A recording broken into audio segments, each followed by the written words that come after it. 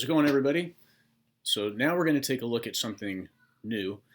Last lecture, we looked at how electric charges exert forces on one another. So if we have a positive and a negative object, they are attracted to one another. There's a force that exists between them. Or two positive objects, they exert forces away from each other. Charged objects, electrically charged objects, exert forces on one another. That's the key thing. Now, here's the question that scientists asked. If we have two objects that are not near each other, how is it that they can exert a force on one another? You've got something over here and something over here. They're not touching. They're not even in contact. How is it that they can be pulling together or pushing apart from one another? Scientists saw that charged objects could exert forces from a distance. This is what you're going to fill in. From a distance. And they don't have to be touching. So how is that possible? Well, scientists developed a model. That's what scientists do, is they develop models, ways of describing what's happening. A useful tool for telling us what's happening. And they developed the model of the electric field. So that's what you fill in on your paper. They developed the model of the electric field. Okay. Now, the electric field can be imagined as a large sheet. Now I'm on number 4, right? The electric field can be imagined as a large sheet. And then what happens is that a positive charge, when you have a positively charged object, that creates a mountain. So it's like this, it goes up as a slope. And if you have a negatively charged object, that's like putting in a bowling ball onto the sheet, and it creates a hole. So a positively charged object creates a mountain, and negatively charged objects create holes. And that's what our electric field looks like. So then when some other object is placed in the electric field, it's placed in a landscape. Okay, then that's one way of imagining it, as these landscapes. Another way of imagining it is looking at lines. And so if you have this landscape model, the sheet of mountains and holes, positively charged mountains and negatively charged holes, the electric field lines always point downhill. In this simulation, the positive charges are red and the negative charges are blue. And by adding all these charges to this sheet, I'm creating a landscape. And so the negative charges, the blue, you can imagine anything that has a negative altitude, right, and making it low. And then all the red, those are mountains. So if you were looking at this from the side, then you would see high elevation in the red and low elevation, these holes in the blue. And that green line that I just made is the zero elevation point. That's everything blue is below that, and everything red is above that. Okay. The electric field lines, they always point, so I'm on number 6. The electric field lines point away from positive charges, so downhill, and towards negative charges. So if you've got a hole pointing downhill, right? In the landscape model, the lines always point downhill. In this simulation, we can adjust the charge on these little dots. And the blue dot represents a negative charge, and a red dot represents a positive charge. And you can see when it's red, the arrows point away. And when there is a higher charge, there are more lines. Smaller charge, less lines. And then in the blue dot, all the lines are pointing towards the blue dot, because that's the negative charge. That's downhill, right? Downhill would be away from the positive and towards the negative.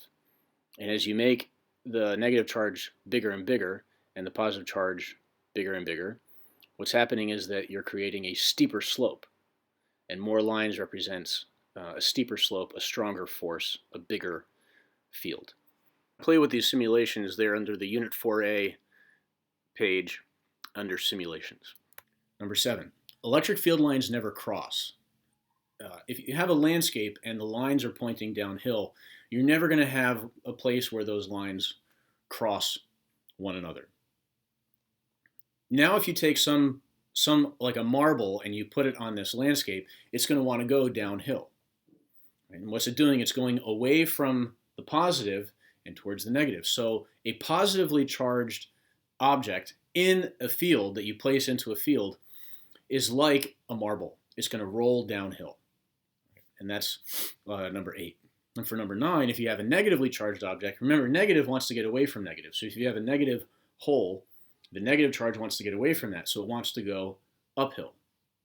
And so a negatively charged object, when placed in an electric field, is like a helium-filled balloon. It wants to go uphill to go towards the positive and away from the negative.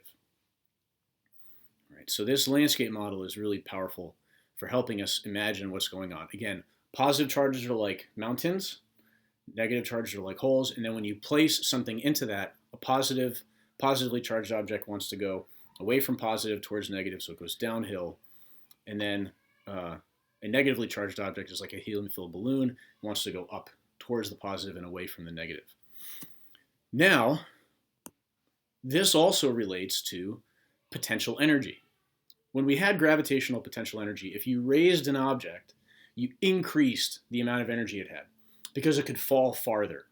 The idea is that objects, because of gravity, they want to be low. They are attracted to the Earth. When you move them away from where they want to be, that's how you can think of it.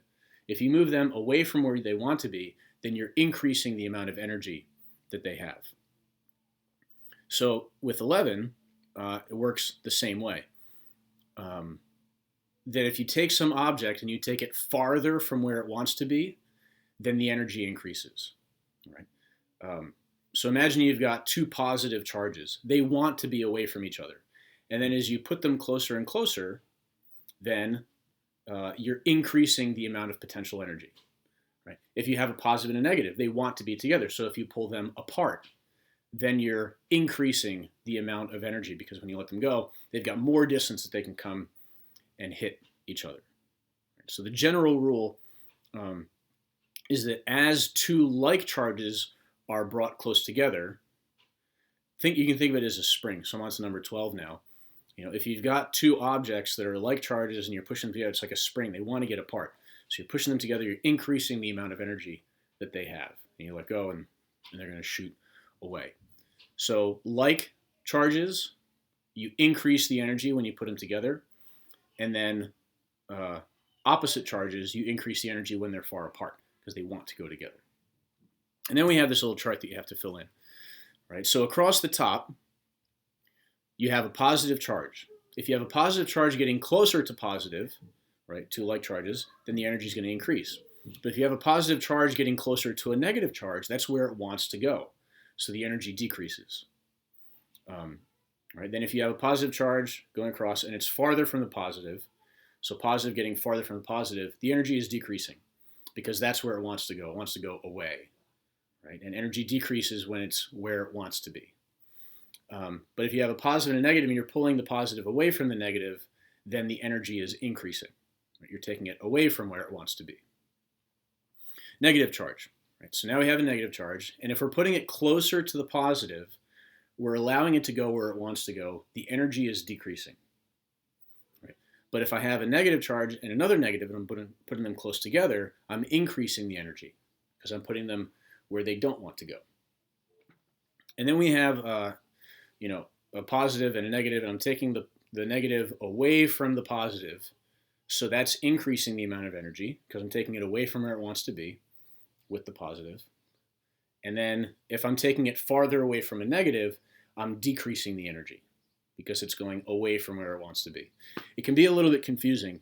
With gravitational potential energy, it was simple because you lift something up and then that increases the energy because it's only attractive. But here, it's both attractive and repulsive. So it makes it a little bit more confusing. You got to keep track in your head. Think of where does it want to go?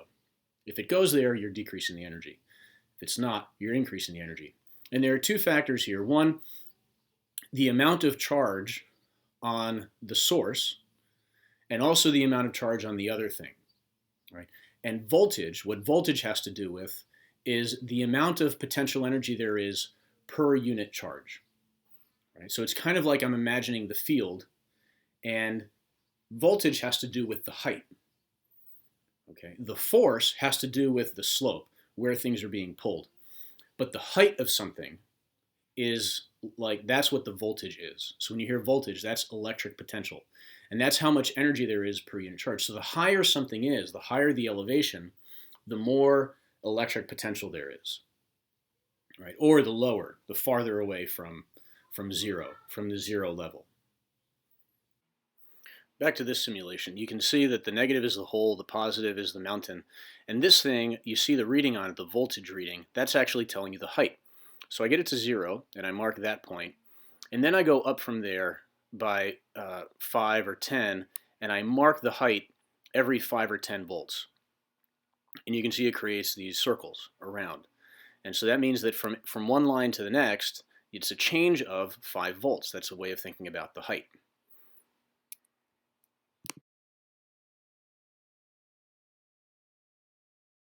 And now I have some fun where I just put a whole bunch of charges on this field, like I did before. And then I add these elevation lines again, except this time I do it every 10 volts. And you can see the lines that it creates. Again, what we're looking at here is the elevation. So the difference between every line from one line to the next is a difference of 10. And where the lines are really close together, that means that you've got a really steep slope. You don't have to go very far to change by an elevation of 10 volts. Again, the red is up and the blue is down, right? Negative elevation. And we end up with this pretty cool looking landscape. I encourage you to go play with this yourself. This is the FET simulation.